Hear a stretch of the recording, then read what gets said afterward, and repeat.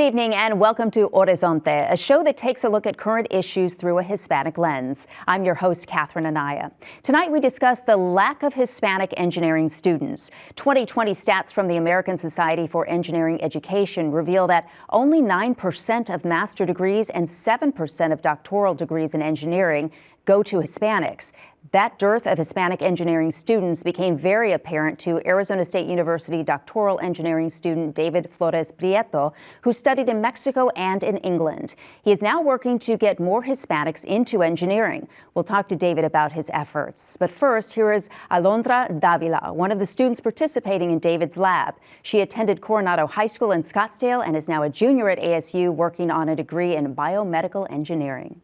Growing up, I always adored my science and math classes. I always thought they were a lot of fun. And when I was in high school, I had the opportunity of joining my robotics team, and I was involved with that throughout high school. And that's what it gave me my first experience with engineering, and I loved it since then. I'm hoping to go into research and development someday in the future. I'm currently involved in a research lab at ASU.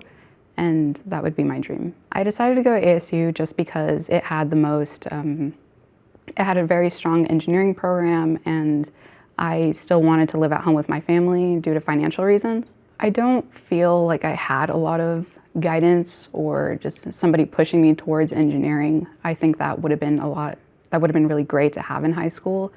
And my first 2 years of college, I haven't been able to get that sort of mentorship. But recently I have been able to find mentors. I work in a research lab with him, and I help him out with a lot of experiments, and he teaches me many lab protocols and how to do different experiments, and it's been really rewarding because I get to have firsthand experience of what it's like to be in a research lab. And he's always been incredibly supportive. As a first-generation college student, I didn't know what resources were available to me, so being able to find extra sources of support was really important and helped me navigate through these difficulties and succeed.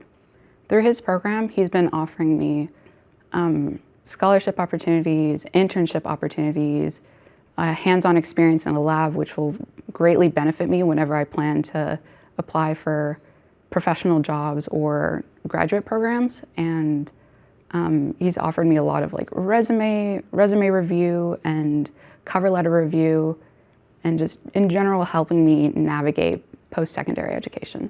College can be isolating in general, especially more isolating when you don't have people you can connect with. So being able to connect with somebody on cultural heritage is really nice. I'm incredibly thankful to be a part of this program. It's definitely helped me, and I have a higher sense of security and confidence in myself that I can succeed. We now welcome ASU doctoral engineering student David Flores Prieto.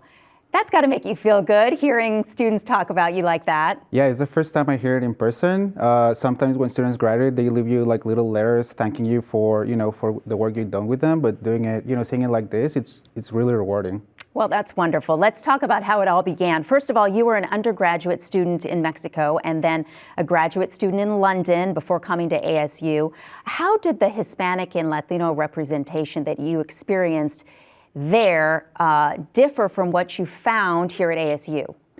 Yeah, so in Mexico, obviously, there's a lot of Hispanics there. And actually, a lot of the efforts are to bring international professors to the universities there. So I had this one professor from the Republic of South Korea. He was really good. But at the end of the day, my main work was under Dr. Sergio Camacho Leon, who is my first mentor ever. He gets the award for that, the props. So, in that regard, there was not a lot of issues with representation. But once I started my master's studies in London, it's a huge university. But half of the population are international students, and there was actually a small society that was just the Mexican Student Society. And they hosted all kinds of events, and especially opportunities for the students to present their research so they could flush the nerves out before big presentations. And all across the universities in England, actually, there's each of them have their own Mexican Student Society, and then every year they make a huge conference, all of them together, and they take turns hosting them. So when you came to ASU, at what point in your journey did you decide that, I need to become an advocate for Hispanic and Latino students who want to go into STEM or maybe don't have the mentorship surrounding them when they're already in the STEM programs? Yes.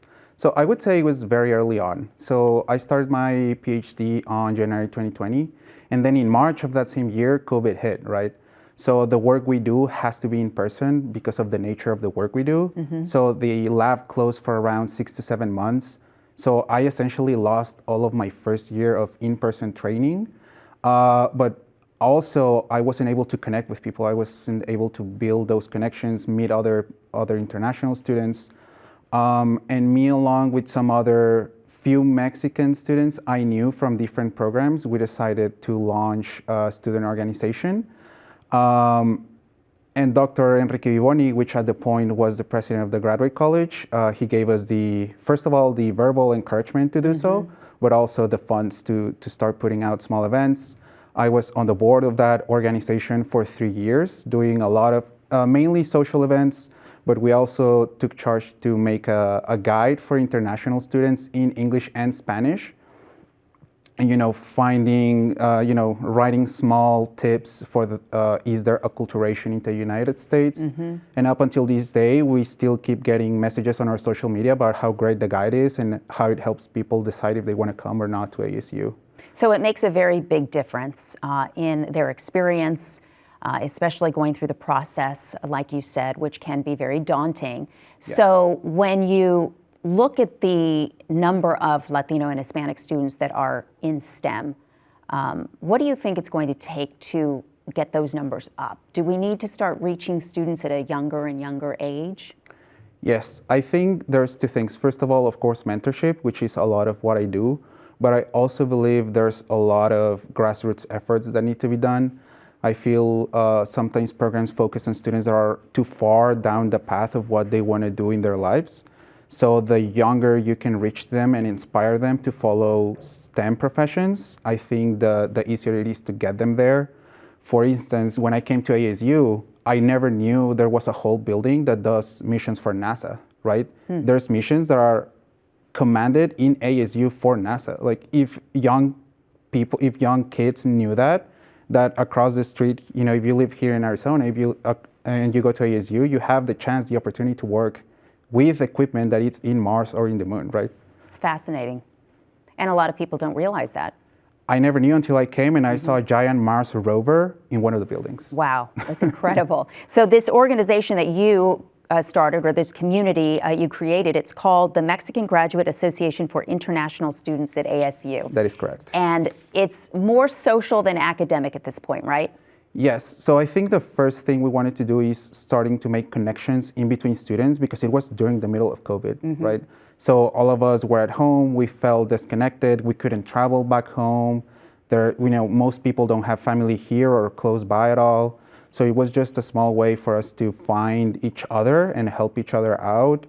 And now Miguel, who is the current president of the society, he's making awesome events. So last year, they bought like 3,000 pan de muertos and they put a bunch of altars in one of the buildings and people came, watched the altars, understood, the history and the importance of, the Day of the Dead in Mexico. And then they got their pan de muerto and hot chocolate.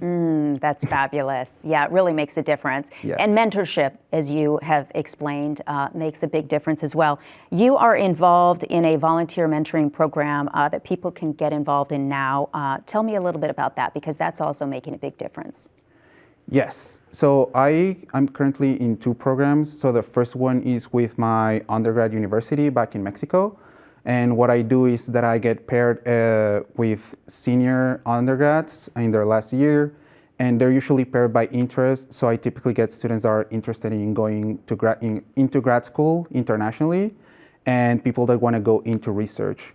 So we just meet, across the semester virtually, and I give them some tips and some insight on what the researcher life looks like, what an international grad student life looks like.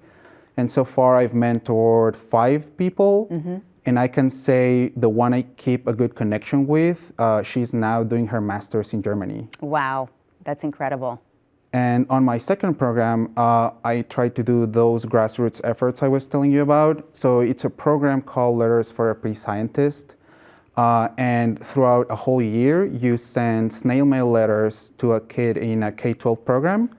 And you just talk to them about STEM, what do you do, how did you get there, and you try to fish out what their interests are and how STEM actually plays a role in them. So for instance, last year I had a student, he loved playing basketball. That was all he talked about in his letters, but he got injured on his ankle, right? So what I did is I started sending him diagrams of how the bones connect, how the muscles connect, how the ligaments and the tendons work, and why his injury was taking so long to heal.